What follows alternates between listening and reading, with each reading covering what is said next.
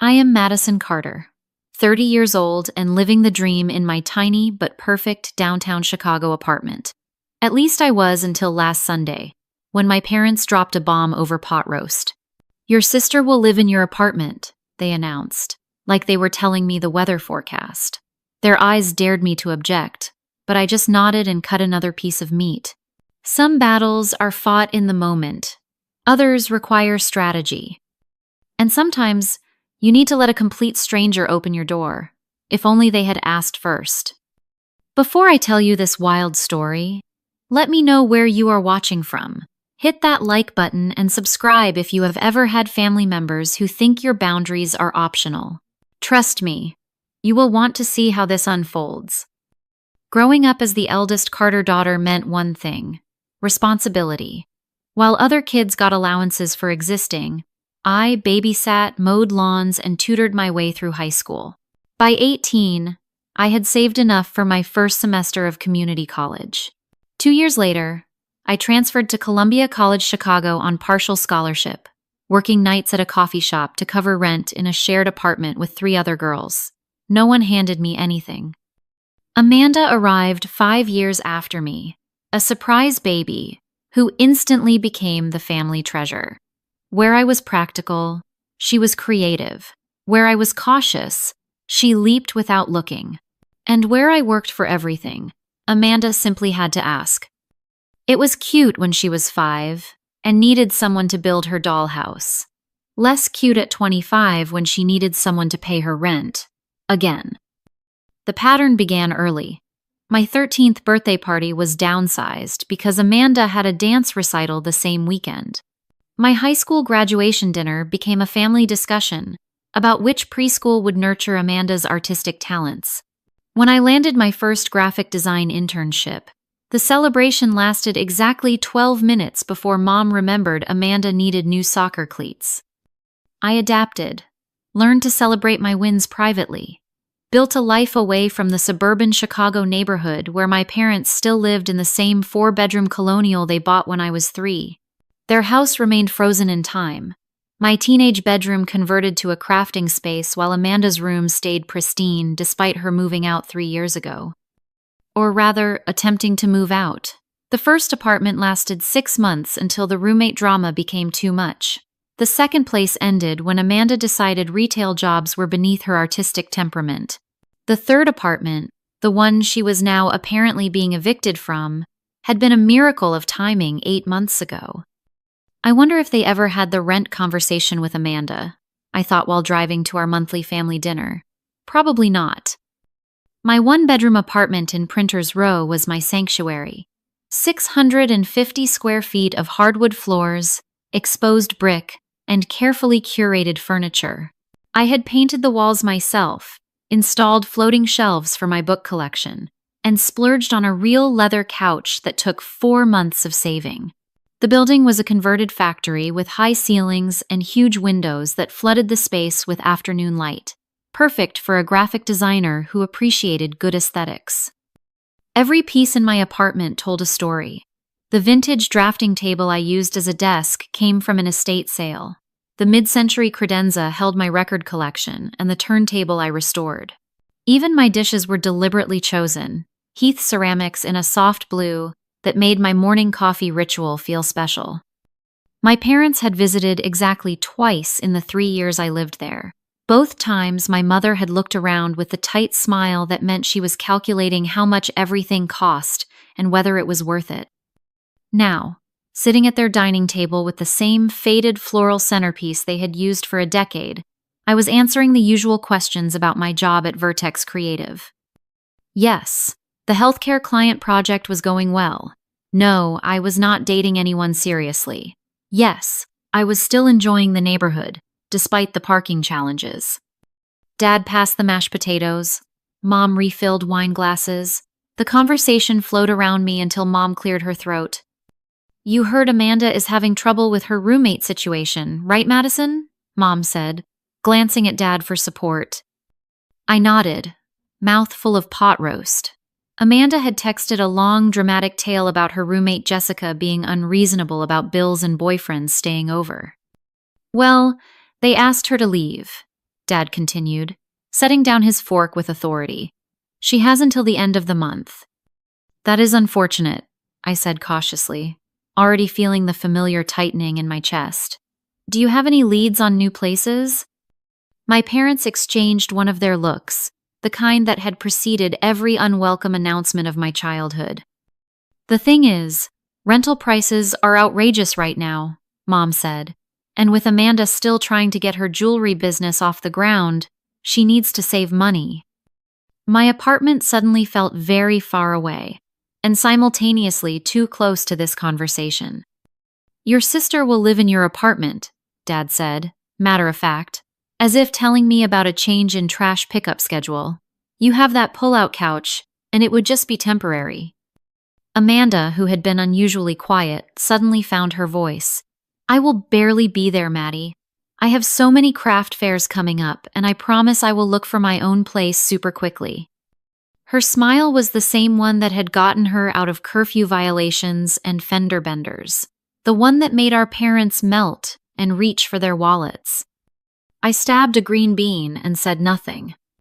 Oh, and would it be okay if I brought my cat? Amanda added, as if requesting an extra sugar packet for her coffee. I do not have room for a cat, I said finally. I barely have room for myself. It will be fine, Mom waved away my concern. Sisters should help each other. Remember how you shared a room until you were 12? I remembered. I also remembered who got the bigger closet, who had to keep her toys in labeled bins while the other left art supplies across every surface, who got blamed when the shared space was messy. We will help move her things next Sunday, Dad added, checking his calendar. I rented a small trailer, probably just need one trip. The decision had been made without me. Again, I took another bite of pot roast and let them talk, already calculating how long it would take me to drive home and how many hours I would need to develop a counter-strategy. The Chicago skyline glittered as I drove home, the familiar silhouette of Willis Tower, a landmark guiding me back to my apartment. My apartment. The phrase echoed in my head with each mile marker. My knuckles had turned white on the steering wheel. The classic rock station played in the background, but I had long stopped hearing it. 3 hours of smiling through dinner while my family carved up my personal space like a Thanksgiving turkey had left me numb. This was Amanda all over again. The same Amanda who borrowed my favorite sweater in high school and returned it with a mysterious stain. The Amanda who used my college application essay as a template, barely changing the personal details. The Amanda who had cycled through 7 jobs in 3 years because nothing was ever quite right. Barista at the organic coffee shop? The manager did not appreciate her creative scheduling needs. Gallery assistant? Too much standing. Administrative work at Dad's friend's insurance office? Too boring. Retail at an upscale boutique? The customers were entitled. Teaching assistant at a preschool? The kids were exhausting. Social media coordinator for a local restaurant? They expected too much content. Her current gig selling handmade jewelry on Etsy and at local craft fairs was going to be different, according to Amanda. This was her true passion, just like photography had been last year, and screenwriting the year before that. I pulled into my assigned parking space and sat for a moment, breathing deeply. My therapist would be proud. 5 counts in, hold for 5. 5 counts out. The lobby of my building welcomed me with its restored industrial charm. I nodded at the security guard and took the elevator to the 4th floor. My neighbor, Mrs. Gallagher, was getting her mail, her tiny Yorkie tucked under one arm. Long day, dear? She asked, noting my expression. Family dinner, I explained, which was all the explanation she needed, judging by her sympathetic nod. Inside my apartment, I flipped on the lights and surveyed my domain. The open-concept living room and kitchen suddenly seemed impossibly small. Where exactly did my parents imagine Amanda would exist? The pull-out couch was in my home office nook, separated from the main living space by a bookshelf. There was barely room to open the couch without rearranging furniture. I walked every inch of my apartment, cataloging my life. The kitchen with just enough counter space for cooking real meals. The bathroom with my carefully organized skincare products. The bedroom that fit little more than my queen bed and dresser.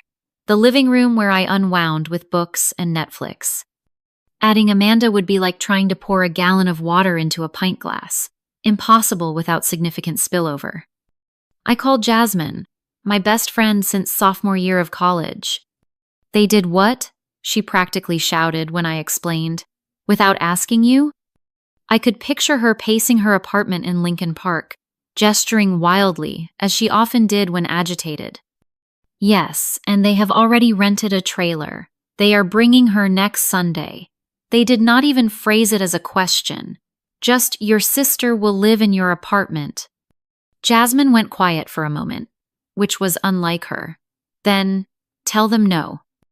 It was so simple when she said it. 2 letters, 1 syllable. My parents do not hear no, I said, sinking onto my couch. They never have. Madison, you are 30 years old. You pay your own rent. You owe your sister nothing. This is beyond presumptuous.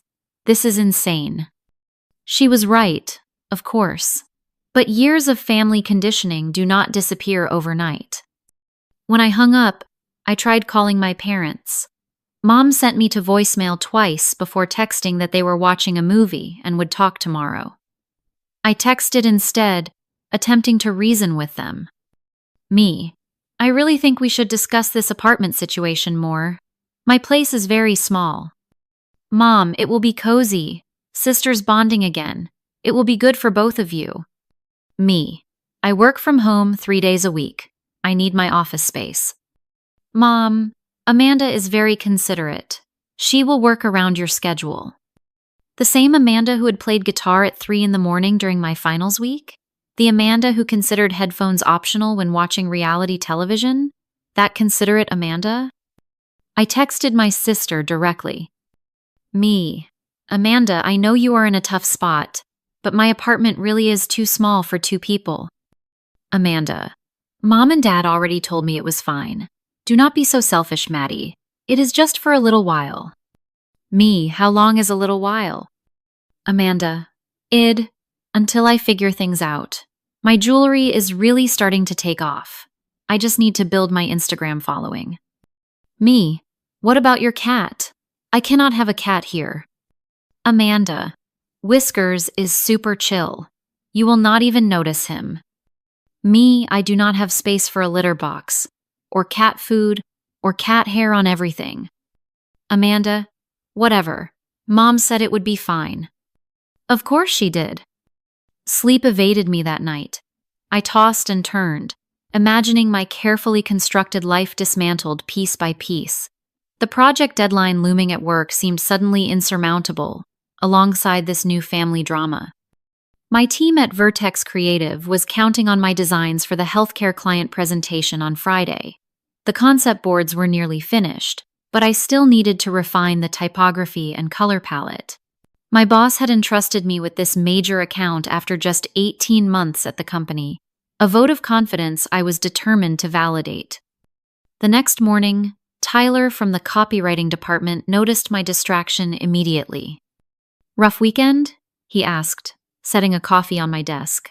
The good stuff from the cafe downstairs, not the office sludge. Family stuff, I mumbled, grateful for the caffeine. Nothing I cannot handle. But could I handle it?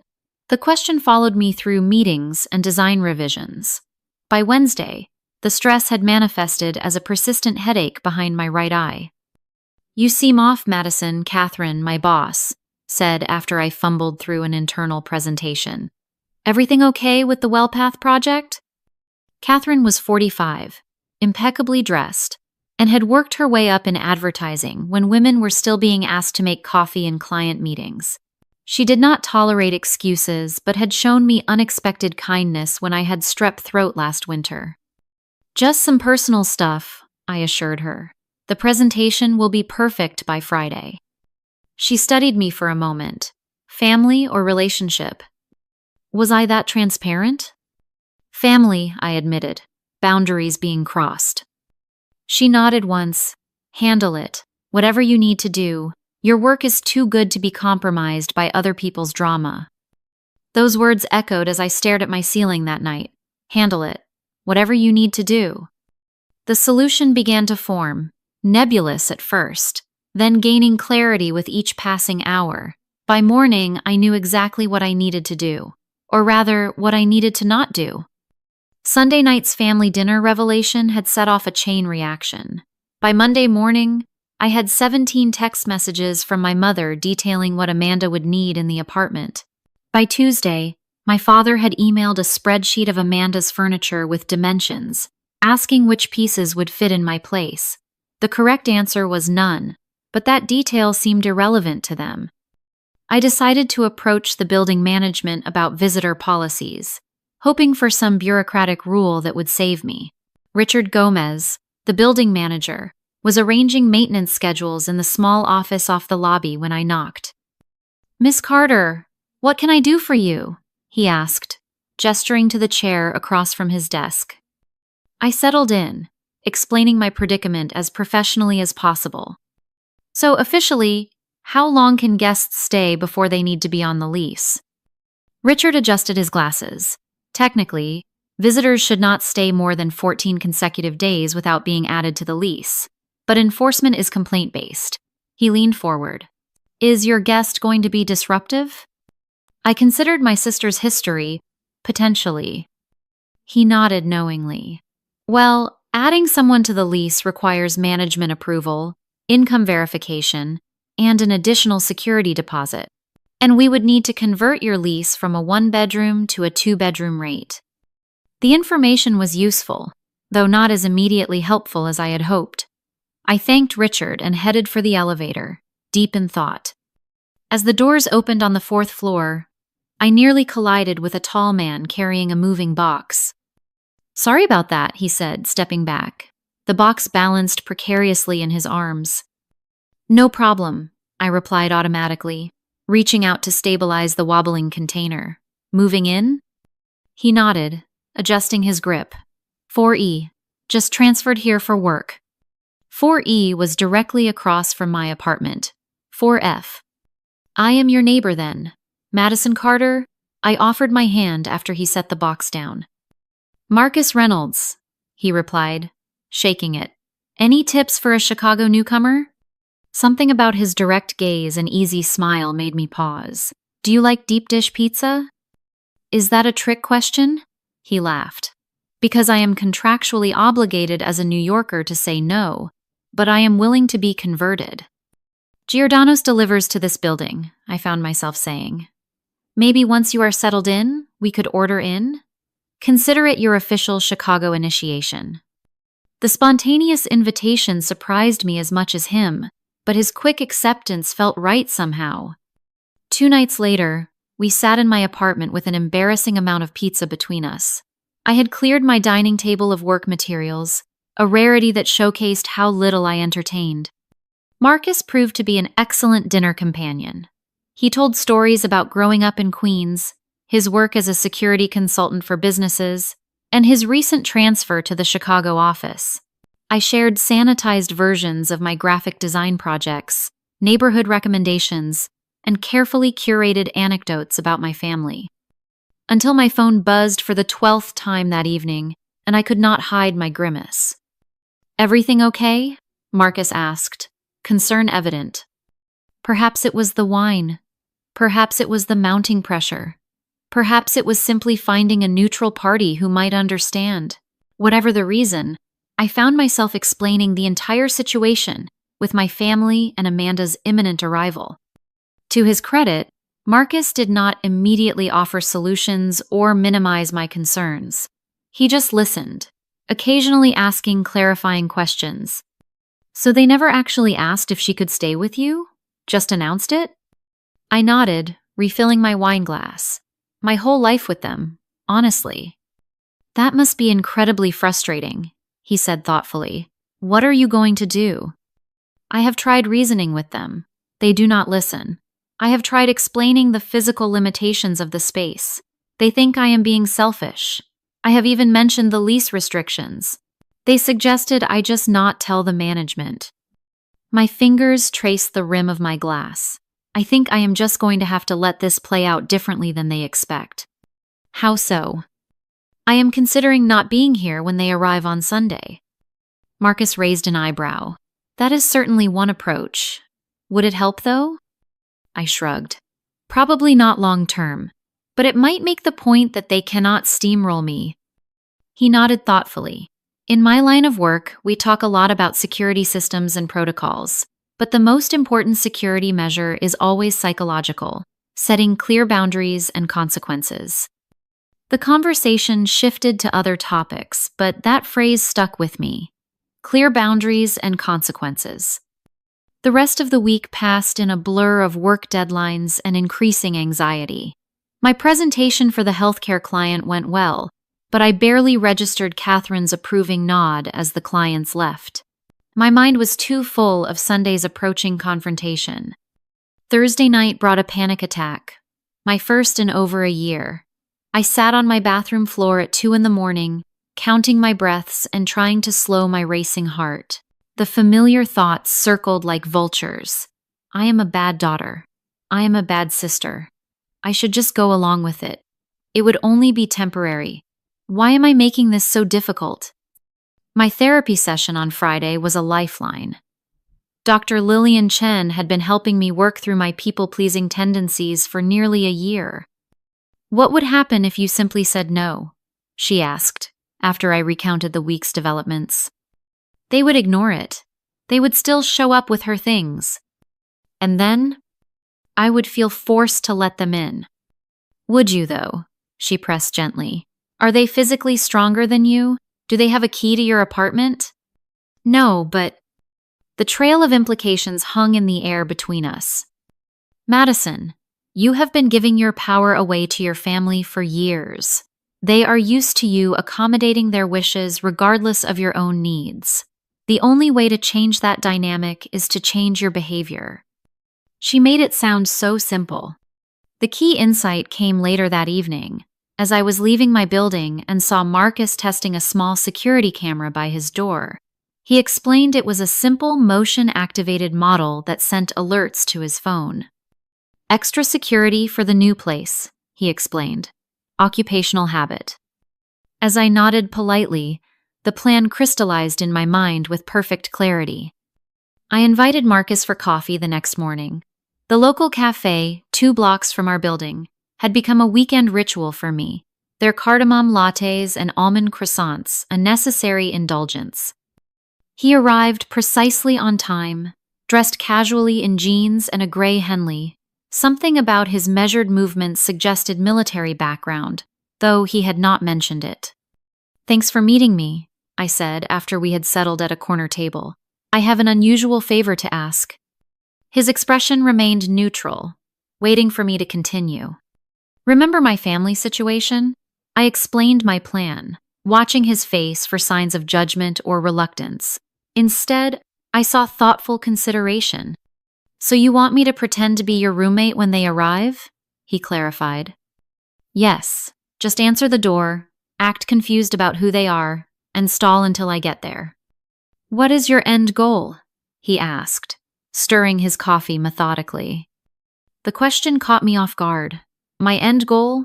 To not have my sister move in, to make my parents respect my boundaries, to finally be seen as an adult with agency over my own living space. "I want them to understand they cannot make decisions about my life without consulting me," I said finally. "I want them to see me as an independent adult, not just an extension of the family unit available to solve everyone's problems." Marcus nodded slowly. "Makes sense. But why not just change your locks and not answer the door?" "Because this has to stop for good," I explained. "If I just avoid them, they will try again. I need to confront the pattern, not just this specific instance." A smile tugged at the corner of his mouth. "You know, in security, we sometimes create controlled scenarios to test systems, show vulnerabilities in a managed way before real threats exploit them." "Exactly." I seized on the comparison. "This is a controlled test of my family boundaries." He considered for another moment, then nodded. "I am in. But we should have a signal system. and you should move anything valuable or private out of common areas, just in case. We spent the next hour developing our strategy, exchanging phone numbers, and establishing protocols like we were planning a military operation. The focused planning calmed my nerves considerably. As we walked back to our building, I felt compelled to ask, "Why are you helping me? We barely know each other." Marcus shrugged. "I have 5 siblings and parents who still try to dictate my career choices. I get it. Plus, I believe in the right to control access to your own space. It is literally my job." His simple solidarity meant more than I could express. Back in my apartment, I began preparations. First, I packed a small overnight bag with essentials, planning to stay at Jasmine's Saturday night. Then I methodically went through my space, securing important documents, moving sentimental items to my bedroom, and clearing enough floor space that my parents would see exactly how small the apartment really was. Marcus came over that evening to install a spare security camera he had, positioning it to cover my entryway and living room. He showed me how to access the feed from my phone and set up motion alerts. "This is probably overkill," I apologized, suddenly feeling foolish. "In my experience," he said, "adjusting the angle, preparation is never wasted effort, even if you do not need all the contingencies." That night, I sent one final text to my family group chat. "I will not be available Sunday morning. Please do not come to my apartment with Amanda's things. We need to discuss this properly before any moving arrangements are made." The responses came quickly.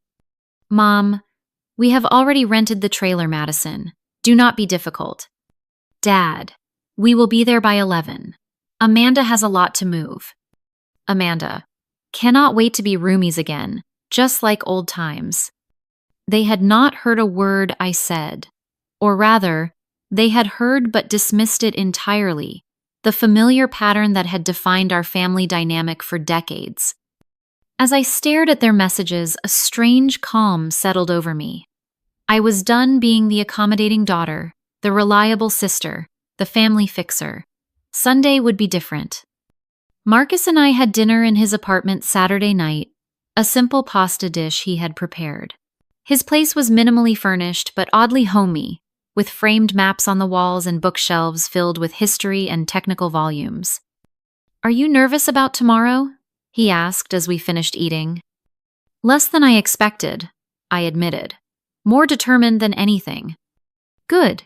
Determination gets results. Anxiety just clouds judgment." We went over the plan once more before I left to stay at Jasmine's for the night. My phone was set to receive alerts from the security camera. Marcus would be in position by 10:30 Sunday morning, ready for my family's 11 o'clock arrival. As I fell asleep on Jasmine's couch, I wondered briefly if I was overreacting. Then I remembered my mother's dismissive tone, my father's presumptuous planning, and Amanda's entitled expectations. No, this was exactly the response the situation warranted. For once, I would write the script instead of just playing my assigned role. Sunday morning dawned bright and clear, the kind of perfect autumn day that normally would have me planning a walk along the lakefront. Instead, I sat in a different cafe than my usual, 6 blocks from my apartment, nursing an Americano and watching the security app on my phone. Jasmine had offered to come with me, but this was something I needed to handle alone. Besides, she tended toward the confrontational, and the situation required precision, not additional heat. At 10:15, my phone buzzed with texts. "Mom, we are on the road. Should be there by 11 as planned." "Dad, the trailer is packed. Amanda will follow in her car." I did not respond. Let them think I was still asleep, or in the shower, or simply not checking my phone. At 10:40, the security app pinged with a motion alert. Marcus was in position, settling onto my couch with a book as we had planned. He gave a small wave to the camera, knowing I would be watching. 10:55 brought another flurry of texts. "Mom, we are looking for parking. The trailer makes it challenging." "Amanda, I am here," buzzing up but no answer. "Dad, Madison, we are here. Come down and help." I zoomed in on the security feed, watching my empty apartment hallway through the camera. At 11:03, the doorbell rang. Marcus waited, as planned. It rang again, more insistently. Then my phone buzzed with a call from my mother. I declined it. At 11:07, the building intercom buzzed. I watched Marcus rise calmly, press the intercom button, and listen. "Yes, this is apartment 4F, he said clearly. "No, Madison is not here at the moment. Who is this?" A pause as he listened. "Her parents? I see. No, she did not mention anyone coming by today." Another pause. "Moving her sister in? There must be some mistake. I live here." I could imagine my parents' confusion and growing alarm. Marcus buzzed them up anyway, as we had discussed. Let them come face to face with the reality of their presumptions. Through the camera, I watched my apartment door. At 11:12, there was a firm knock. Marcus opened it to reveal my parents standing in the hallway, expressions transitioning from annoyance to confusion. "Can I help you?" Marcus asked politely. My father recovered first. "We are looking for Madison Carter. This is her apartment." Marcus maintained his calm demeanor. "I am Marcus Reynolds. I live here with Madison." My mother's eyes widened. "Madison lives alone." "No, we have been roommates since I moved to Chicago," Marcus countered smoothly. "Almost a year now." "That is impossible," my father blustered. "She never mentioned a roommate. We are here to move her sister in." Marcus frowned, concern evident. "I am sorry, but there has clearly been a miscommunication. There is no space for anyone else here. Madison and I use both bedrooms." It was a small lie we had agreed on, to reinforce the impossibility of their plan. "Where is Madison?" my mother demanded, trying to look past Marcus into the apartment. "She had a meeting this morning," Marcus explained. "She should be back soon. You are welcome to wait in the lobby if you would like to speak with her." My phone erupted with texts and calls. Amanda had apparently joined my parents by now. "Madison, there is a man in your apartment." "Madison, what is going on? Call us immediately."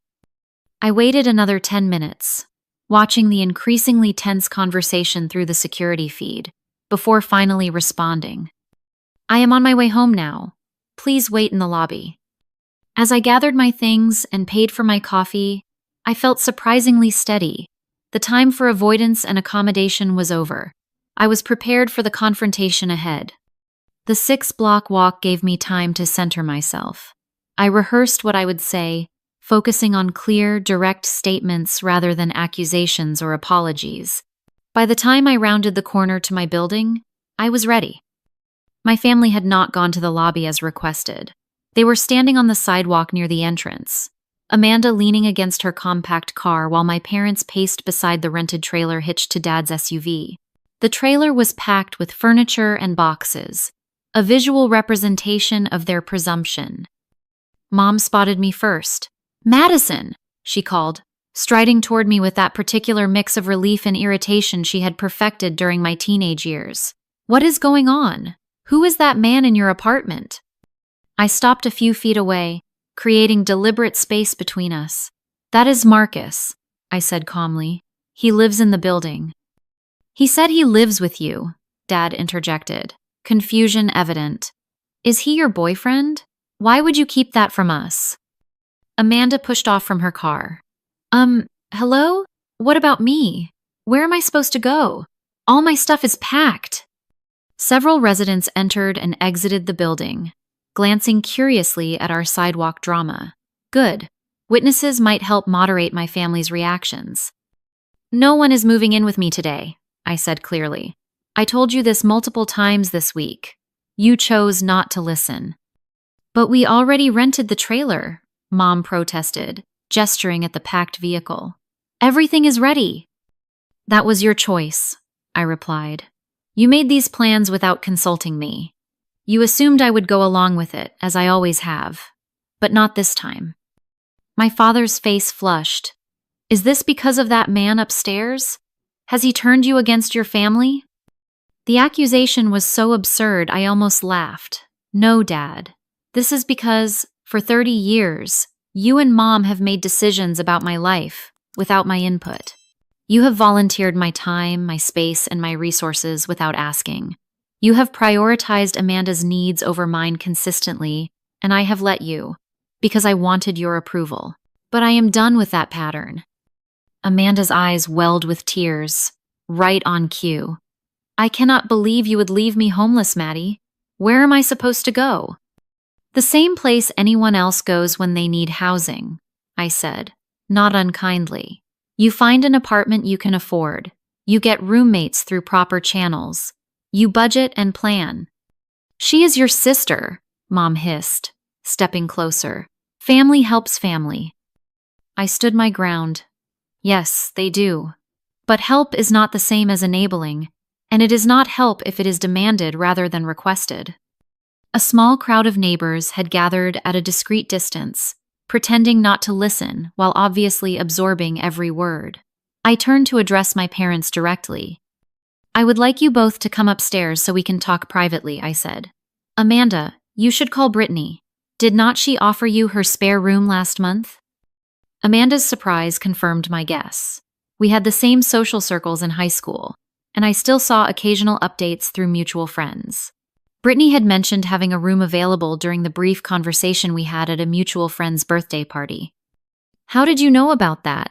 She asked. I pay attention, I replied simply. My parents followed me silently to the elevator. The fight temporarily drained from them. Marcus texted that he would clear out to give us privacy, but I asked him to stay. His presence would help keep the conversation productive. The real confrontation was just beginning. The elevator ride to the 4th floor was silent and tense. My mother stared fixedly at the floor numbers as they lit up, while my father repeatedly checked his watch as if time itself was inconveniencing him. When we entered my apartment, Marcus was waiting in the living room, his posture relaxed but alert. I made quick introductions. Mom, Dad, this is Marcus Reynolds, my neighbor from across the hall. Marcus, these are my parents, Ellen and Robert Carter. Handshakes were exchanged with palpable reluctance. Could we speak privately? My mother asked, pointedly, glancing at Marcus. Marcus can stay, I said firmly. He has been kind enough to help me with this situation. By pretending to live here? My father challenged. By lying to us?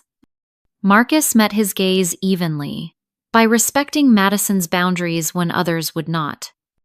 The blunt assessment hung in the air. I gestured toward my small living room.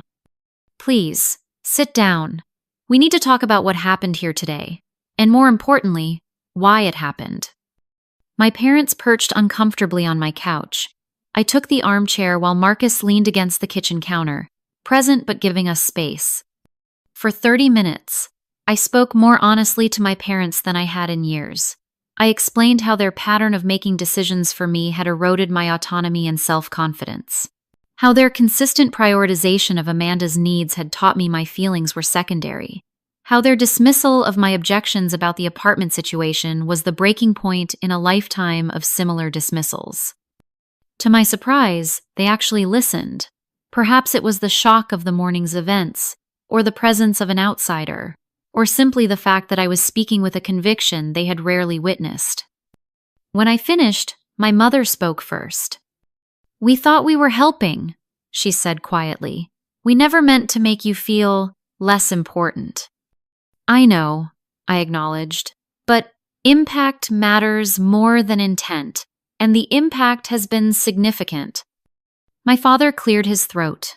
The trailer rental is non-refundable, he noted, his practical nature emerging even in crisis. I suggest you use it to take Amanda's things to storage, I replied. Or to Brittany's, if that option works out. Outside, a text alert sounded. My mother checked her phone. Amanda says Brittany can take her for 2 months while she figures things out, she reported, her tone suggesting this was a poor substitute for my apartment. That is good news, I said sincerely. I hope she takes advantage of the opportunity. So that is it? My father asked, an edge to his voice. You just decide family does not matter anymore? I leaned forward. meeting his gaze directly. Family matters enormously. That is why relationships within families need to be based on mutual respect, not obligation or guilt. I love you both. I love Amanda. But loving someone does not mean letting them make decisions about your life without your consent. My mother's eyes glistened with unshed tears. I thought we were close. I thought you would want to help your sister. We can be close without being enmeshed, I said gently. I am happy to help Amanda in ways that work for both of us. But moving her into my apartment without discussion was never going to be one of those ways. A tense silence settled over the room. Marcus quietly excused himself to the kitchen, giving us the illusion of privacy, while remaining supportive through his presence. Finally, my father stood. We should check on Amanda, he said stiffly, and deal with the trailer. I nodded, rising as well.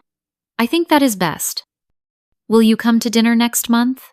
My mother asked, vulnerability replacing her usual certainty. Yes, I said. But things will be different going forward. I need you to respect my boundaries, or I will need to create distance to protect them. They left with awkward hugs and lingering tension. Through my window, I watched them rejoin Amanda on the sidewalk. The animated conversation suggested she was not taking the change in plans well. Eventually, they all got into their respective vehicles and drove away, the half-empty trailer rattling behind my father's SUV. Marcus emerged from the kitchen. That went better than expected, he observed. The relief hit me suddenly, and I sank onto my couch. Did it? I cannot tell if anything actually changed. He sat beside me, careful to maintain appropriate distance. Change takes time, but you stood your ground. That is the critical first step. As the adrenaline ebbed, exhaustion took its place. I had been preparing for this confrontation all week, and now that it was over, I felt drained. Thank you, I said sincerely. I could not have done this without your help. His smile was warm and genuine. Yes, you could have, but I am glad you did not have to. The silent apartment felt like my own again, a sanctuary rather than contested territory. For the first time in days, I could breathe freely within its walls. Later that afternoon, my phone buzzed with a text from Amanda. Thanks for nothing. Mom and Dad are making me put everything in storage except what fits in Brittany's spare room. Hope you are happy. I considered various responses before settling on simple honesty. I am sorry you are disappointed. I hope you find a good living situation soon. Let me know if you want help apartment hunting once you have saved some money. Her reply came hours later, after I had already prepared for the week ahead and was settling in with a book. Whatever. Brittany says I can stay as long as I need. At least she understands family. The old Madison would have apologized, would have felt guilty, would have reconsidered her position. The new Madison simply acknowledged the message and returned to her book, secure in the knowledge that she had finally held her boundary firm. The first week after the confrontation passed in eerie silence. No calls from my parents, no dramatic texts from Amanda, just the unusual quiet of family members regrouping after a significant shift in dynamics. I maintained my routine, finding comfort in the familiar rhythms of work and home. The healthcare project moved into production phase, and Catherine assigned me to lead concept development for a new financial services client. You seem more focused lately, she noted during our one-on-one meeting. Whatever you handled last week, good job. I smiled, recognizing the growth in myself that others could already see. Marcus and I settled into an easy friendship, occasionally sharing meals or watching movies together after work. His calm presence and straightforward communication style were refreshing after the emotional turbulence of my family. When I saw Dr. Chen for my regular therapy session, she listened attentively to my account of Sunday's events. How do you feel about how things unfolded? She asked when I had finished. Lighter, I realized. Like I have been carrying this invisible weight for years, and suddenly it is gone. But also sad, I admitted. I wish it had not come to this. Dr. Chen nodded thoughtfully. Both feelings can coexist. Setting boundaries often brings relief alongside grief for the relationship we wished we had. We spent the session exploring healthier ways to engage with my family moving forward, establishing guidelines that would protect my autonomy while allowing for meaningful connection. The silence from my family broke on the 10th day, with a text from my mother asking if we could have coffee. We met at a neutral location, a cafe halfway between my apartment and their home. She looked older somehow, the lines around her eyes more pronounced. We exchanged awkward pleasantries before she addressed the elephant in the room. "I have been thinking a lot about what you said," she began hesitantly, "about us making decisions for you without asking." I nodded, waiting for her to continue. "Your father and I," she twisted her wedding ring, a nervous habit I had observed throughout my childhood. "We always thought we were doing what was best for both of you girls. But I can see now that I often assumed what was best without actually asking you." The admission clearly cost her something. My mother rarely acknowledged mistakes. "I appreciate you saying that," I replied carefully. "It means a lot to hear you recognize the pattern." She reached for her coffee cup, then set it down untouched. "Amanda is settled at Brittany's for now. They have worked out a rent arrangement." "That is good news," I said sincerely. "How is she doing?" My mother sighed, angry. "Mostly at you, but some at us too, I think. She expected us to fix this somehow." The familiar guilt stirred, but I recognized it now for what it was, a conditioned response to taking responsibility for others' feelings. "She will work through it," I said. "This is an opportunity for her to develop more independence." My mother looked skeptical but nodded. "Your father wanted me to ask, would you consider coming to dinner on Sunday? Just to talk. All of us, including Amanda." I considered the invitation. The old Madison would have agreed immediately, eager to smooth things over. The new Madison needed more information. "What are your expectations for this dinner?" I asked directly. She seemed taken aback by the question. "Just family time, reconnecting." "And Amanda? Will she be expecting an apology from me, or another discussion about her living situation?" My mother flushed slightly. "I cannot control what Amanda expects." "No, but you can set the tone as parents. This dinner needs to be about rebuilding trust, not pressuring me to change my mind." To my surprise, she nodded. "I will make that clear to everyone. No pressure, just conversation." We parted with a tentative hug, the first step on a long road to a healthier relationship. That Sunday's dinner was awkward but necessary. Amanda barely spoke to me, responding in monosyllables when I attempted conversation. My father was stiffly polite, clearly unsure of his footing in this new family dynamic. My mother tried too hard, filling silences with nervous chatter about neighbors and relatives. But we got through it, and the next one, and the one after that. Slowly, incrementally, things began to shift. My parents started asking before making assumptions. Amanda found another roommate situation through Brittany's connections and gradually resumed normal communication with me. At work, my newfound assertiveness translated to professional growth. I began speaking up more in meetings, advocating for my design concepts rather than deferring to louder voices. Catherine noticed, promoting me to senior designer with a meaningful raise. My friendship with Marcus deepened as autumn turned to winter. We explored Chicago together on weekends, discovering hidden architectural gems and neighborhood restaurants.